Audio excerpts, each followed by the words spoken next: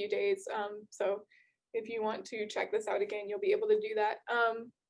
But what we can see is based on the supernova data, it seems like this solid line is just a tad better model than the other two. And this is a limited set, so we have a lot more data now, but we are limited to just using type 1a supernova. And what we noticed, what Dr. Reese noticed, is that the redshifts, the supernovas he measured, looked fainter than you would expect for their redshift if the universe was expanding at a constant rate. So they had higher distance modulus, so their magnitude, their apparent magnitudes were smaller or larger. Their apparent magnitudes were larger, which means they are fainter. Magnitudes are a stupid unit. Sorry, so their apparent magnitudes were larger, which means they are fainter. So they were fainter than you would expect for their redshift, which means they're more distant than you would expect for their redshift if the universe was expanding at a constant rate. So that means that the rate of universal expansion must be increasing. So not only is the universe growing, but the rate at which it is growing is getting faster and faster over time. And this is the data from his paper. So again, we're seeing that this model where we have about, so this means that 25% of the universe, 24% of the universe is matter, 76% is dark energy.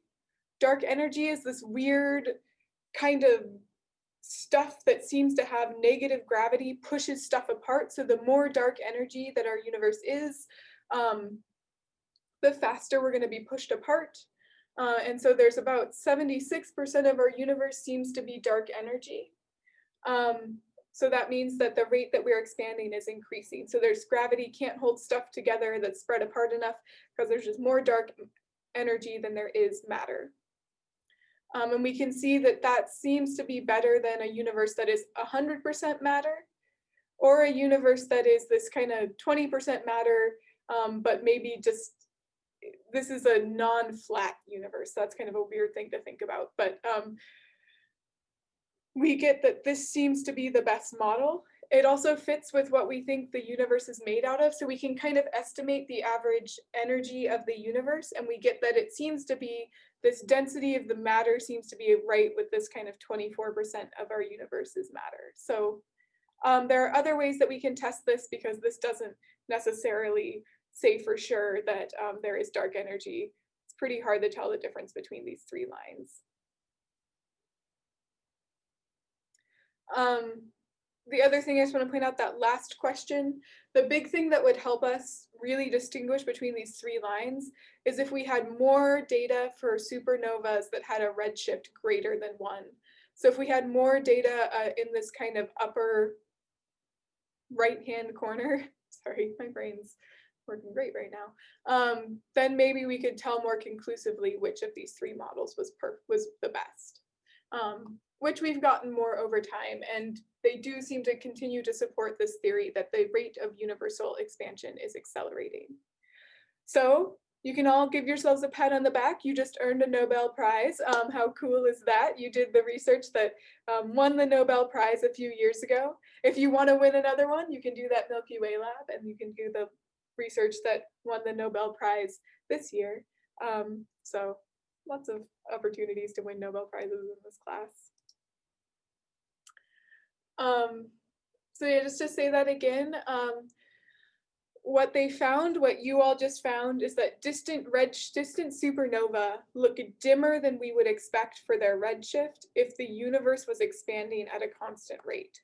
So they must be further away than the Hubble law would predict. And this tells us that the expansion rate is speeding up. So we have the Big Bang, the start of our universe. Things were expanding for quite a while, and now they're expanding faster and faster. And this indicates that it seems like our universe sometime in the future is going to end up at something called the Big Freeze. So things are just going to keep moving further and further away until even the stars start to move, our galaxies start to break apart, and just we lose sight of other stars, we lose sight of other galaxies, and things become kind of cold and empty. In order for this to be the case, in order for expansion rate to be accelerating, we need this dark energy to be in our universe, which is something with negative gravity. So it will push the universe apart and will expand things. And this is why one of the reasons we think dark energy might just be a property of the fabric of space-time, which I mentioned very slightly in hand wavy in the last lecture, because it seems like as space-time expands, there is just more and more dark energy. So as the universe expands, we get more space-time. More space-time fabric means more dark energy. So the rate of expansion is only going to get faster and faster and faster with time as dark energy becomes the more dominant component of our universe. So this is kind of trippy stuff to think about. Any questions so far?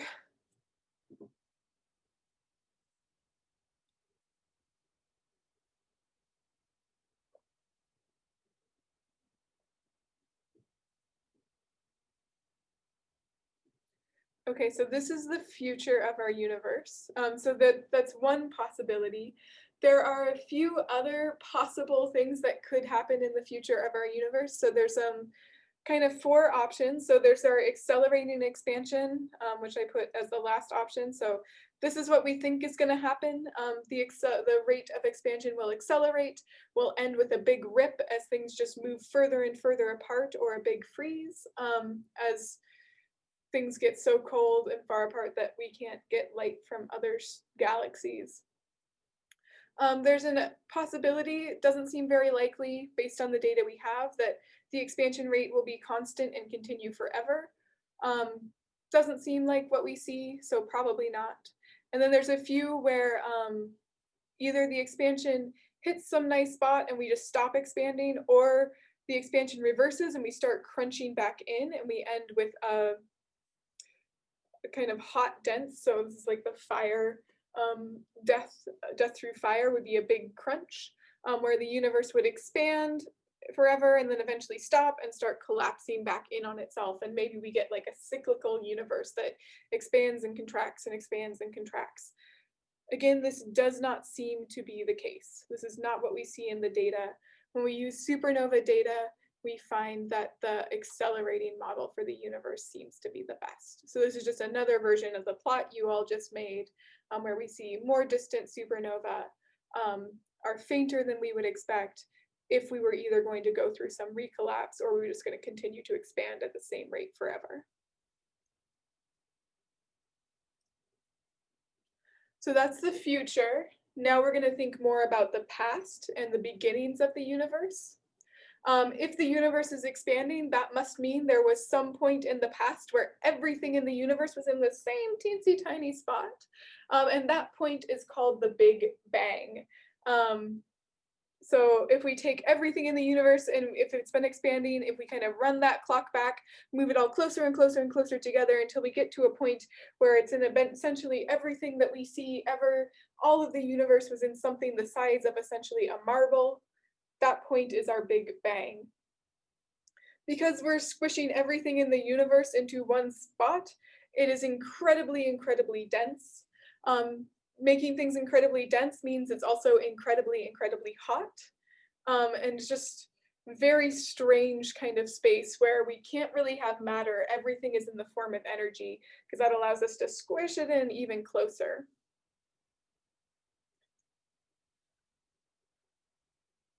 So at this point at the beginning, everything is in one place, everything is hot and dense, everything is in the form of energy, and then it starts to expand.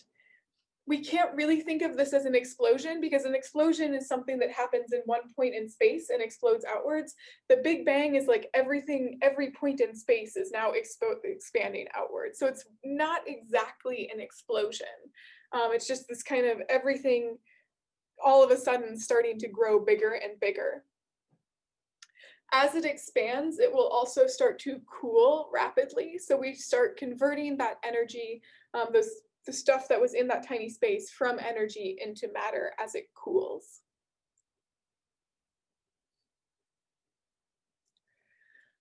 So after 0.001 seconds after the universe has started to expand from this Big Bang point, things become cool enough that the energy, the photons, photon energy in this small space can start to form matter. So just like when we did fusion, you could have matter turning into energy. We can do the opposite too, where we can turn energy into matter if it's energetic enough. So photons, through something called pair production, two photons will collide and we'll get one particle of matter and one particle of antimatter, in something called pair production. While this is happening, the universe is at a temperature of about 10 trillion Kelvin. So very, very, very, very, very, very hot, which is why we're able to do this. For the most part, after you create a proton and an antiproton, so our matter and our antimatter, if one of those is a proton and one of those is an antiproton, it's very likely that those will slam into each other, annihilate, and form two photons again. So most of this pair production, we create matter and then that matter re-annihilates, and we create it and it re-annihilates. But for some weird reason that we do not know, the universe produced slightly more protons than antiprotons. So we made slightly more matter than antimatter. For every 1 billion antiprotons produced, 1,000,000,001 protons are produced. So this is this tiny, tiny, tiny difference between the amount of matter and antimatter produced. But because of that, after we annihilate all of our antimatter, we're left with just a little bit of matter. We're left with just a few protons that are enough to create everything we see in the universe. So just a few ends up being quite a lot. But because of this slight weird non-equality between the amount of protons and the amount of antiprotons we get, everything in the universe we see today exists. So that's cool and amazing, and we don't know why that is. And just a little note on what antimatter is. Antimatter is matter that is exactly the same as matter, but it just has an opposite charge. So an antiproton is something that has the same mass as a proton, but instead of having a charge of +1, it has a charge of -1. Otherwise, totally the same. So when they meet, they annihilate, and we end up with photons.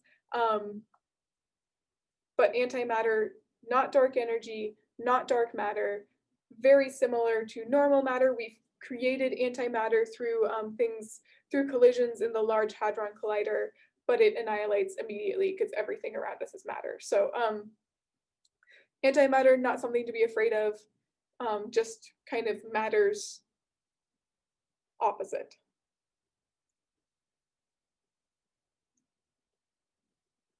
As time continues, things cool more and we start getting some early elements formed. So those protons start meeting with neutrons and electrons, and we start getting some hydrogen, some helium. So when we did the You Are Made of Star Stuff activity, there were a few elements that come from Big Bang nucleosynthesis. And those are elements that can actually form in these early hot conditions in the universe. As we form more and more matter and get fewer protons, the universe becomes opaque and pretty similar to the inside of a star. So just a really, really big star that is everything we know ever. So we have a lot of things are still really hot, things are still really dense. So the universe is producing black body radiation. Eventually things cool enough that photons can escape. So just like we can't see into the sun, we can't see into the beginning of the universe because things are too hot and dense. But there's a point in time where things have cooled enough, just like at the surface of the sun, that photons released from this stage of the universe can reach us. And we call that the surface of last scattering. So the last time a photon bumped around something and then started traveling towards us from this early time in the universe. It's also like similar to looking up at clouds. We can see the bottom layer of the cloud, but we can't see up into them. So we're seeing kind of the bottom edge of this stage in the universe. This happens about 300,000 years after the Big Bang at a redshift of about 1,101. So what that means is that this is really early in universal history. So even though at this time, the universe is really, really hot. So if you drew a black body curve, if you made a black body curve for the universe, it looked kind of similar to the black body curve for a star, and it would peak in the optical. So we would know based on the temperature, we would expect the universe to be emitting light in the optical. But that light has been redshifted so much over time that now it is in the microwave. So it's microwave light. And we see any direction you look in the sky, you see this uniform microwave radiation that comes from the beginning of the universe. This is called the cosmic microwave background, or the CMB. So just a quick little bit about this. We're almost done, I promise. With the cosmic microwave background, it was initially discovered by Penzias and Wilson, who are the guys there. They worked for Bell Labs, which was part of AT&T, and they were trying to find a good way to use microwaves to kind of do satellite communication. A fun story, the reason why I have a picture of a pigeon is because they had all these problems. They were trying to measure the amount of they were trying to get the least amount of noise they could get. And they had this issue that pigeons kept pooping on their source. So in their paper, they write about a strange white dielectric that was messing with their detector, which is pigeon poop. So they had some struggles with trying to make sure the pigeons didn't poop on their big satellite dishes and screw up their measurements.